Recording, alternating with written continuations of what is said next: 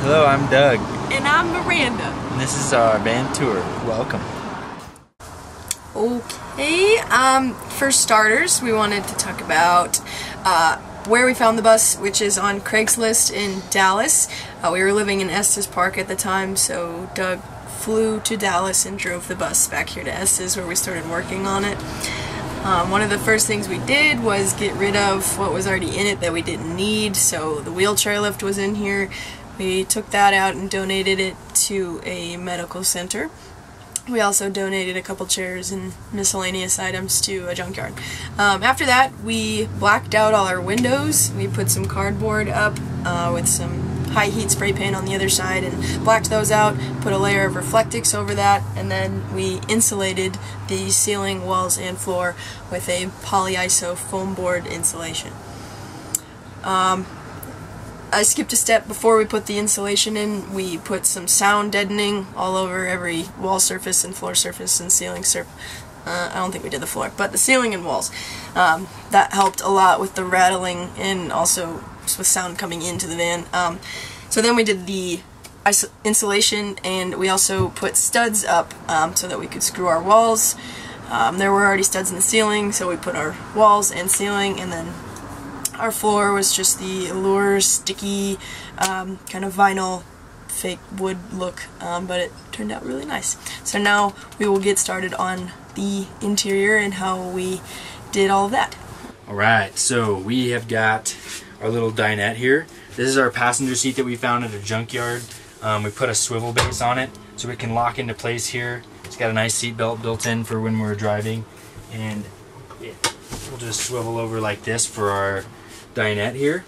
Our dinette is this chair and our fridge. The fridge doubles as one of our seats. So someone sits here, and we've got this table that screws on just like this.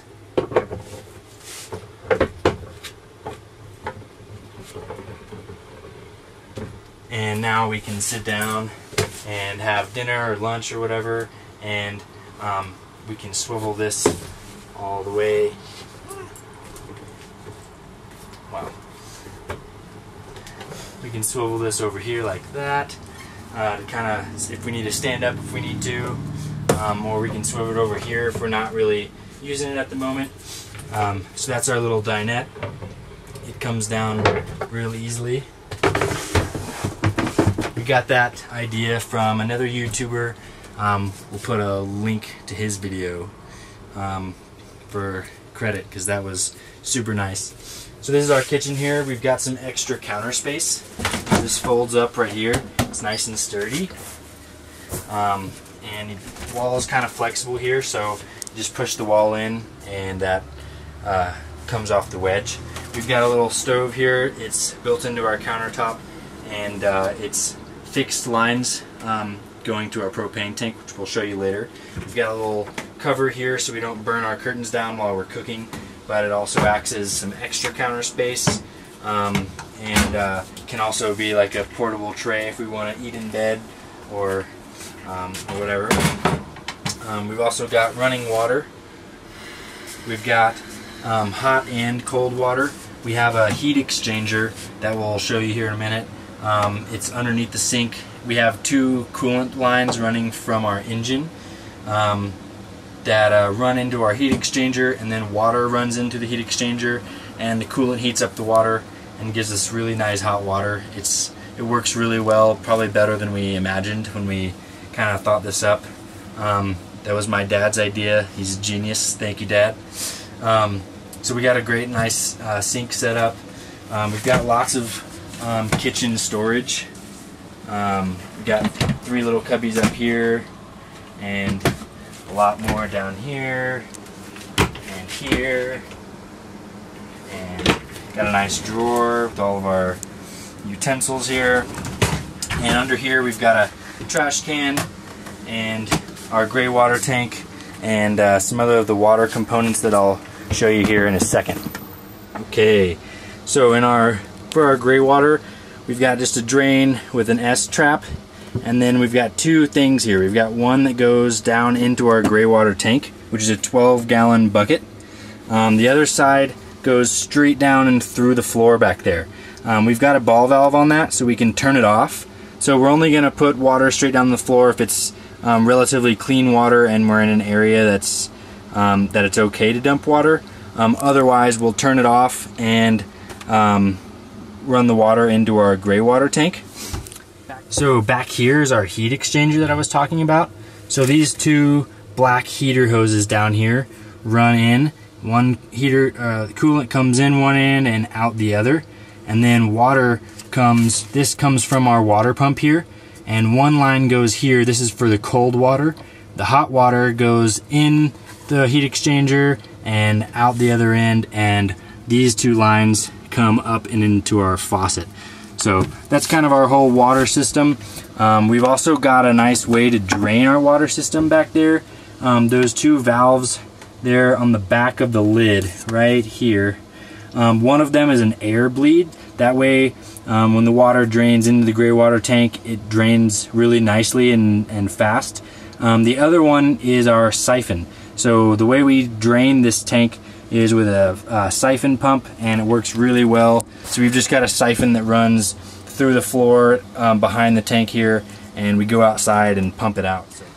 So we have a lot of space in our cabinets. We built this one above the passenger seat for all of our toiletries, toothbrushes, deodorant, all that good stuff, shower supplies, cleaning supplies. So there's the space for that, and that's not in the way. You know, when I get up, it's not hitting my head on it. A really cool thing about our closet, one, is that I can fit in here when there's no clothes. So it's pretty huge. We kind of just measured the width of a hanger and how much space we would need to put, you know, far forward into the van that we would need to put that. And then we found this metal bar and kind of drilled a couple of squares with holes in them to put that up. And now we have a place to hang our clothes. So that's pretty awesome. We just measured like the average length of a jacket or something for how high up that would go. Got all my pants and shirts and everything, and this goes pretty far back. You know, I've got 2 stacks in each cabinet. You can see how deep it is here. Yes. Nice and deep. In here we've got, you know, we've only got about 8, maybe 8 pairs of shoes most per person, so we just threw all those in there. This part's pretty sweet as well. We've got all our books and everything up here. Down here's our solar box. So we have a 100 amp hour lithium battery back here that's screwed down so it's not moving around in there. We have our charge controller that shows us, you know, what percentage of solar power we have. We've got a 1000-watt sine wave inverter here. We can hook up household appliances if we need, and all of that is connected to our fuse box. That, you know, the solar powers our lights, our water pump, our fan, and our fridge. And then eventually in the future, if we have more things that run off solar power, we'll get more fuses for that. But yeah, that is our closet. So we needed a way to, for one, black out all of our open windows. We wanted a way to be able to open these ones, but also at nighttime close these. They are blackout curtains, so they're black on this side and white on this side. But I wanted it to look a little fancy schmancy, so I built some window trim and painted those. And then I also built these little window inserts that kind of act as a cute little shelf, and you don't really see the insulation and reflectix and all those layers behind it. So covers that up, makes it look a little nicer. And I made these little loops to hold the curtains back whenever we want to keep those open. We also have the same material that made our big curtains. That way, at night, when we have the lights on, we are inconspicuous, and it's not 100% obvious that we're living in here. Alright, now we want to show you one of our favorite parts, the garage. So let's head outside. So Doug and I do quite a bit of outdoor activities, so it's nice that we have this large drawer to fit all of our gear. So we have all of our climbing, backpacking gear, hiking gear, mountaineering gear, snowboarding gear. We took some hooks and some rope and hung our snowboards up here. So we just undo this hook right here and pull it straight out. There's another rope back there with a piece of PVC pipe, so it's nice and easy to slide it back in. We've got 500-pound drawer slides, so this puppy's not, you know, getting too much stress put on it. It is very heavy though. You see, just gotta put all my back into it to get it back in there. But also, Doug will explain our propane locker, which is pretty awesome. But first, big shout out to Grandma Allie and David for the drawer slides. We were going to make this drawer with some plastic strips, and it was going to be pretty ghetto. Wouldn't have worked as good. So we couldn't have done it without their help buying us these drawer slides. So thank you guys so much. Alright, so this here is our propane locker. We followed some marine regulations as close as we could to build this locker. Most RVs don't have propane inside them, and so we didn't want to have our propane outside, so we wanted to have it really nice and safe. So we have this locker with a nice big seal on it. All the corners of the locker are caulked, so it's really nice and airtight.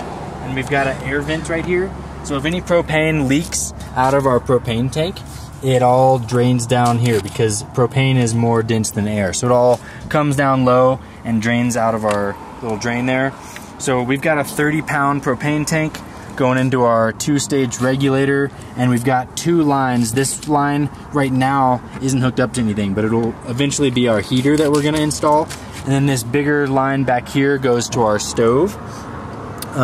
And so all of this is sealed up really nice and tight, and here in a minute we'll get under the bed and show you like how those lines are run over to the stove and where the heater is going to be. We needed a way to store dirty laundry. We figured we had a little extra space under the bed, and that was probably the best place to put it. So we just move these pillows back, pull up a little half of our mattress. I've got a dirty shirt here. We built a hatch, so you just pull this hatch up and over, and there's our dirty clothes bin. I'll go ahead and take this out though and give you guys an idea of what's under. Alright, so we've taken off the hatch and we've taken out the laundry basket. So now you can see our water pump and the water hoses running to the sink. We've also got an accumulator tank. That is the black one right there.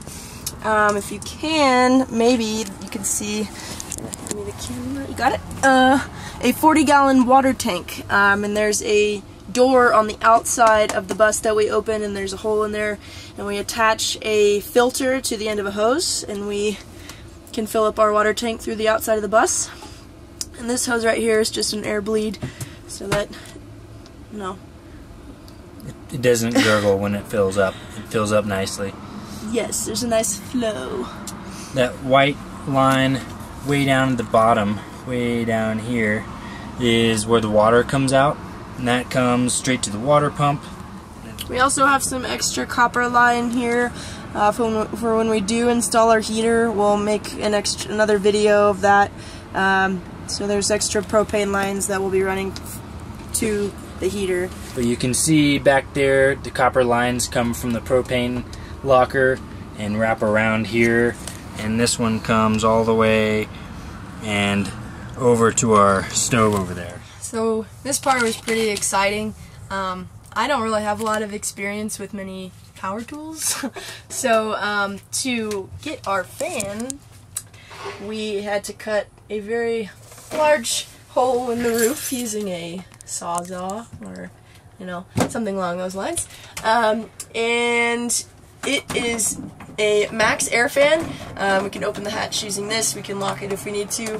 When we open it, it has 10 speeds. So we wired that up, and it can either pull air from outside in and out through the fan, or we can rotate and have it go counterclockwise, and it can blow air into the van like a ceiling fan would. It's very nice on a hot night or day. That was really exciting. It's also really important when we are cooking.